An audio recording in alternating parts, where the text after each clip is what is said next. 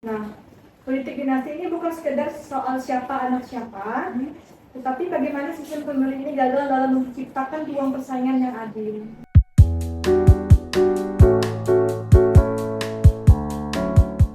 Halo semuanya, selamat datang di podcast Suara Generasi, yang dimana podcast kali ini tuh membahas tentang kisah anak muda dalam menyuarakan hak pilihnya. Nah, pada episode spesial hari ini kita akan ngobrol tentang pengalaman pemilih pemula di pemilu 2024 kemarin. Gimana sih rasanya nyoblos untuk pertama kalinya? Bingung atau malah nggak peduli? Nah, tenang aja teman-teman, di sini bukan cuma kami berdua aja kok. Kami akan ditemani oleh kakak-kakak mahasiswi dari Universitas Tanjung Pura Pontianak. Boleh kali ya kak kita perkenalan dulu? Boleh. Kita mau dari kakak sini boleh? Halo, perkenalkan nama aku Arlianda Rahmaningrum, biasa dipanggil Ara, dari Prodi Ilmu Politik di Fakultas Fisik. Halo semuanya, perkenalkan nama aku Amanda Natalia, mahasiswi dari program studi Ilmu Politik, Fakultas Ilmu Sosial dan Ilmu Politik, Universitas Tanjung Pura Pontianak. Halo semuanya, perkenalkan nama saya Benisana Desi, mahasiswi dari program studi ilmu politik, tepatnya di Universitas Tanjung Pura. Oke baik, terima kasih atas perkenalannya kepada tiga kakak-kakak cantik ini. Oke, kita lanjut aja ya ke cerita pengalaman dari masing-masing. Siapa dulu yang berkenan untuk bercerita lebih awal? Alianda. Oke Kak Alianda, silahkan. Nah, terima kasih atas waktunya ya Kak. Nah, waktu pertama kali saya ikut pemilu itu, saya tuh pergi sama orang tua saya. Kebetulan tempat TPS dari tempat rumah saya ke TPS itu lumayan dekat ya, sekitar kalau jalan kaki itu 3 menitan lah. Nah di situ saya tuh masih belum tahu apa-apa juga kan, semua berkas pun diurus sama mama saya. Jadi pas di lokasi itu ya rame. Jadi pas nama saya dipanggil tuh, saya tuh langsung ambil dokumennya, langsung saya tuh ke tempat kotaknya atau apalah itu kan yang buat nutup-nutup itu. Nah pas saya buka suratnya itu tuh, orang tuh pada ngeliat ke saya tuh kan, saya nggak tahu kenapa nih gitu kan, selalu buka lebar, kayak peta dunia. Saya gitu tuh malu banget sih. Terus ada bapak-bapak baik gitu kan, yang ngebantu saya tuh buat ngelipat kertasnya itu. Di situ tapi di situ saya masih belum nyoblos ya. Jadi saya habis dilipatin saya tuh langsung mencoblosnya, tapi di paling atas. Biar bisa dilipat gitu. Nah dan juga saya sempat diceramahin sih sama keluarga saya gara-gara saya tuh memilih calon presiden tuh yang berbeda dari keluarga saya. Ya gitu. Terima kasih Kak Alianda, benar-benar ceritanya relate dan jujur ya Kak ya. Pengalaman pertama itu pemilu itu memang kerasa canggung, kita belum tahu gimana.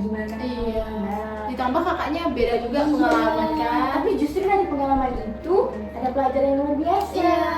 Soal keberanian memilih berbeda dari lain, dari keluarga. Tapi walaupun berbeda dari keluarga sendiri, Kak Alina ini terus hebat loh. Karena tetap berani buat milih. Tetap berpegang teguh sama pilihan dia gitu. Benar banget. Keren banget ya cerita dari Kak Ara ini. Kita memberikan inspirasi baru nih. Walaupun beda pengalaman, kita tetap harus berpegang teguh sih sama pilihan kita sendiri gitu. Nah, boleh kita lanjut ke cerita yang kedua dari siapa nih? Kak Desi boleh. Silakan Kak. Baik, terima kasih kakak-kakak moderator. Di sini saya akan menceritakan pengalaman saya pada pemilu tahun 2024 ya. Karena waktu itu merupakan pengalaman baru bagi saya, dan saya menyadari bahwa pada saat itu saya sudah memasuki usia dewasa. Namun pada saat itu saya terdapat masalah nih, karena saya tidak memilih sesuai hati nurani saya dan tidak terdapat dalam nilai yang objektif. Nah, karena pada saat itu mama dan bapak saya tuh punya pilihan yang berbeda gitu ya. Jadi pas saat itu tuh saya kebingungan mau ikut siapa, mama saya atau bapak saya. Nah maka dari itu saya banyak mencari informasi dari media sosial serta kampanye politik. Nah dan menurut saya yang lebih bagus itu pilihan dari mama saya. Maka dari itu saya mengikuti pilihan dari mama saya. Nah itu dan terus ada lagi nih, waktu saat pemilihan dewan, bapak saya tuh juga mempengaruhi saya untuk memilih dewan yang dari partai yang dia pilih. Karena pada saat itu bapak saya itu dapat serangan fajar Oh, kan. Jadi dia oke. suruh saya ikuti pilihan dia. Iya. Namun ternyata saya pada saat itu tuh golput. Karena saya tuh tidak memilih, tidak mencoblos ke Iya. orangnya, tapi mencoblos ke partainya. Oh, salah coblos gitu kan? Iya. Oh, Ya gitu. ampun, lucu banget. Iya. Wih, keren juga ya cerita Kak Desi ini. Pengalamannya berbeda-beda tapi keren banget Iya. kayaknya. memang benar sih Kak, kalau sebagai pemilih pemula itu memang memberikan kesan yang sangat bermakna. Apalagi wajar banget juga kalau Kak Desi ini udah ragu sama pilihannya. Apalagi beda pilihannya kan sama orang tuanya. Tapi Kak Desi ini tetap yakin Iya. tidak melakukan golput teman-teman. Itu Nah. tujuan buat dia bertanggung jawab ya Kak ya. Iya. Dan juga kami harap nih di pemilu-pemilu berikutnya Kak Desi ini akan lebih yakin lagi sama pilihannya. Benar sekali. Kita juga akan berbagi pengalaman kita berdua teman-teman. Kebetulan kami ini pemilih pemula loh. Iya. Kira-kira siapa dulu nih Kak yang mau cerita? Boleh aja dulu Oke, kayaknya. iya Kak. Nah, jadi pemilu kemarin itu masih menjadi pemilu pertama bagi saya yang belum mengerti apa-apa, belum tahu apa itu pemilu, bagaimana cara dan prosesnya, mulai dari siapa yang patut saya pilih ataupun kinerja apa yang memang sepantasnya layak untuk dipilih kan. Saya mengutamakan, waktu itu saya mengutamakan pasangan capres dan cawapres yang mengutamakan pendidikan dalam setiap visi dan misinya. Karena bagi saya pendidikan adalah jalan terbaik menuju kesuksesan, menuju sumber daya manusia yang lebih tertata dan lebih cerdas teman-teman. Saya ingin pemimpin yang memberikan pendidikan layak bagi siapapun. Bagi semua warga negara sudah sepatutnya pendidikan itu menjadi prioritas utama untuk mereka, karena melalui pendidikan itu kebijaksanaan akan terbentuk Kak. Oh, iya. Ya, benar. Terus salut banget loh sama pemikiran Kak Asya ini. Karena Kak Asya ini udah mengutamakan visi misi dari pasangan calon yang mengutamakan tentang pendidikan. Iya. Nah, saya ini juga sebagai pemilih pemula pertama ngerasa bingung juga loh Kak. Nah, saya ini mau milih siapa gitu. Terus ini ada juga cerita lah teman-teman. Saya ini punya sepupu kan. Nah, kebetulan sepupu saya ini katanya dia mau golput kemarin pas waktu-waktu kampanye. Nah, saya kaget dong. Kok mau sih dia golput gitu? Karena golput itu tidak seharusnya kita lakukan kan. Nah, apalagi kita nih golongan muda harus menyuarakan hak kita gitu. Nah, karena hal itu tuh jadi saya ngasih pemahaman lah kepada dia. Saya bilang bahwa satu suara itu sangat penting bagi demokrasi Indonesia sendiri.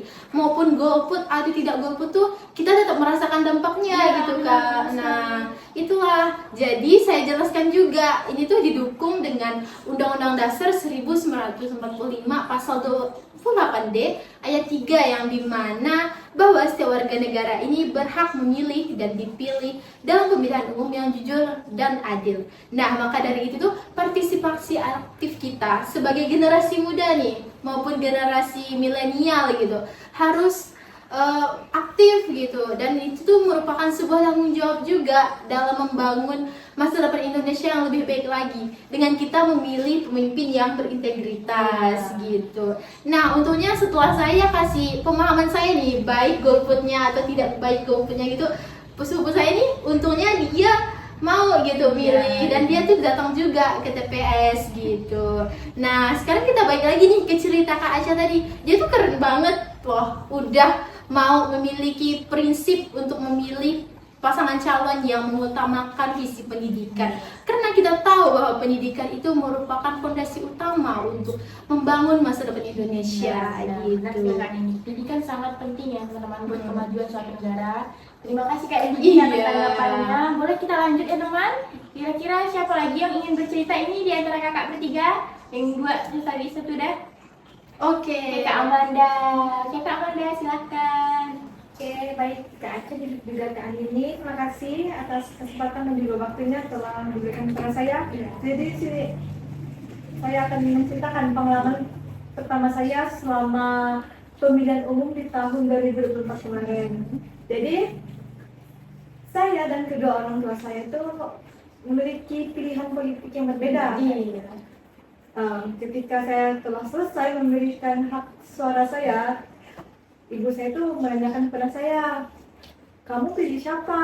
Iya. Terus saya sebutlah calon anggota DPR yang saya pilih. Ternyata ibu saya tuh kayak keberatan, kenapa saya harus memilih itu, kenapa tidak orang lain.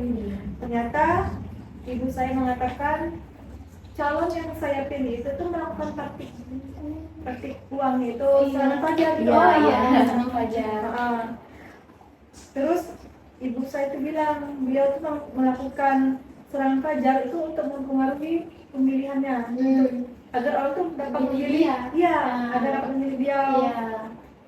Terus saya tuh nggak ambil pusing ya kak, karena ini merupakan pengalaman pribadi saya, ya udah saya bodo amat gitu. Tapi kejadian ini tuh mengingatkan saya kepada teori politik mengenai perilaku pemilih dan praktik uang dalam pemilu gitu kak. Jadi kita tuh bisa tahu di dalam ilmu politik serangan pajak atau politik uang itu merupakan bentuk manipulasi dalam proses pemilihan umum yang bertujuan untuk mempengaruhi keputusan pemilih gitu kak. Oleh karena itu, pendidikan politik dan kesadaran akan taktik-taktik yang tidak etis sangat penting agar pemilih dapat mengambil keputusan yang tepat dan bertanggung jawab. Oh, Kak Manda, aku ada pertanyaan nih. Kira-kira nih, Kak Manda setelah mengetahui calon yang Kak Manda pilih, ini kan diduga melakukan praktik politik atau serangan fajar tadi ya. Nah, Kak Manda nih ada perasaan kayak menyesal nggak gitu setelah pilih dia? Dibilang menyesal, ya pasti ya kak, menyesal karena telah pilih itu. Mau bagaimanapun, bahwasannya praktik uang itu merupakan langkah yang salah. Betul banget. Jadi tuh saya harapannya dari pengalaman yang udah saya lewati itu dapat menjadi pelajaran untuk saya untuk kedepannya agar tidak memilih salah kandidat lagi gitu. Oke, belajar dari pengalaman ya Kak. Iya. Oke, pengalaman harus dijadikan pelajaran. Iya, benar banget teman-teman. Nah, setelah kita mendengar pengalaman-pengalaman seru dari kakak-kakak mahasiswi Universitas Tanjung Pura ini, kali ini kita akan mengadakan diskusi ya teman-teman.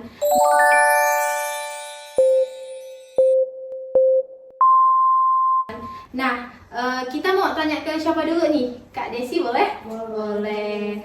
Nah, boleh tanya Kak Cana. Nah, Kak Desi yang punya pertanyaan nih. Bagaimana kamu melihat putusan MK waktu itu terkait batas usia calon presiden ataupun wakil presiden? Baik, terima kasih Kak Aca atas pertanyaannya. Menurut saya putusan MK tentang batas usia itu sangat problematik sekali ya. Karena kan secara hukum tuh memang kewenangan MK tuh sangat tidak baik ya, dan ketika putusan itu tuh terjadi, maka hubungan antara kekeluargaan dan putusan MK tuh dapat merusak kepercayaan publik terhadap lembaga hukum. Benar-benar.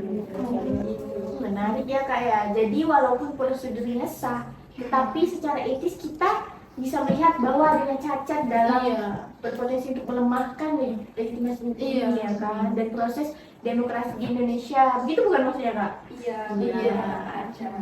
Nah, makasih banyak kepada Kak Desi udah menjawab pertanyaan kami. Sekarang kita mau nanya ke Kak Manda nih, boleh Kak? Boleh dong. Oke.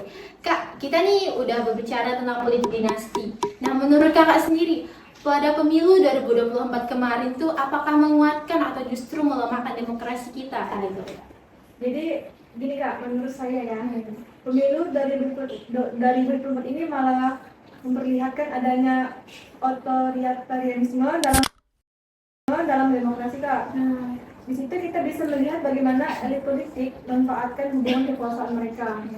Nah, politik dinasti ini bukan sekedar soal siapa anak siapa, tetapi bagaimana sistem pemilu ini gagal dalam menciptakan ruang persaingan yang adil. Gitu. Terima kasih banyak Kak Manda atas pendapatnya. Berarti nih disebut sebagai demokrasi yang cuman sebagai formalitas saja dong ya kan? Iya, tanpa adanya implementasi dari nilai demokrasi itu sendiri. Nah, jika kita nih sebagai masyarakat atau warga negara tidak diberi ruang untuk menyuarakan hak kita atau berpendapat gitu, itu tuh udah termasuk melanggar legitimasi kita, melanggar sistem demokrasi kita gitu teman-teman.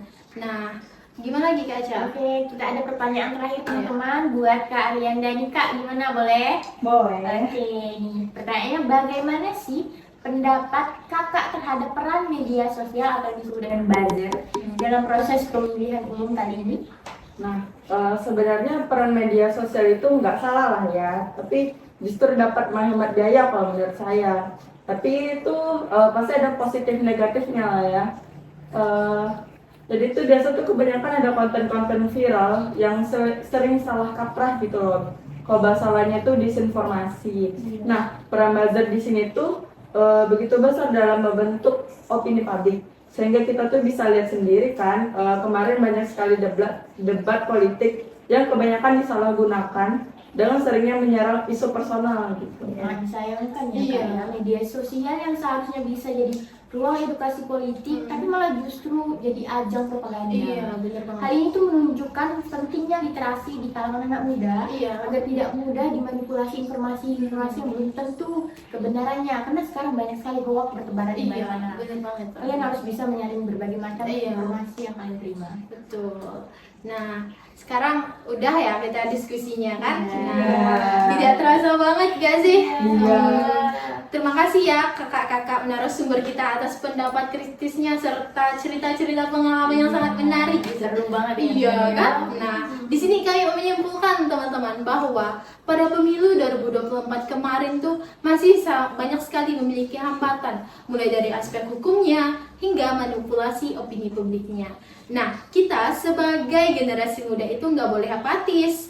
Kita harus terus bersuara dan berpikir kritis untuk mengawal demokrasi yang adil bagi Indonesia. Nah, iya, setuju. Kita harus berani mengeluarkan pendapat kita.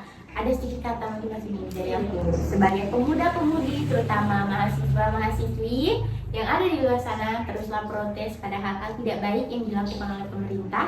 Jangan diam, karena suara yang jarang terdengar oleh pemerintah melalui masyarakat kecil itu bergantung pada kita. Nah, ada juga nih saya kata-kata motivasi. Sebagai seorang pemimpin, bukanlah hanya untuk mencari keuntungan kelompoknya saja, melainkan yang harus berjuang untuk mencerdaskan anak bangsanya. Karena sebuah kecerdasan itu ialah merupakan bekal utama untuk membangun masa depan yang lebih baik dan berkelanjutan bagi Indonesia. Oke, karena saya tepuk tangan untuk kita semua. Oke, terima kasih atas waktunya dan sampai jumpa di next session. Salam dari kami selaku moderator, Jayalah Demokrasi Indonesia. One is the loneliest number that you'll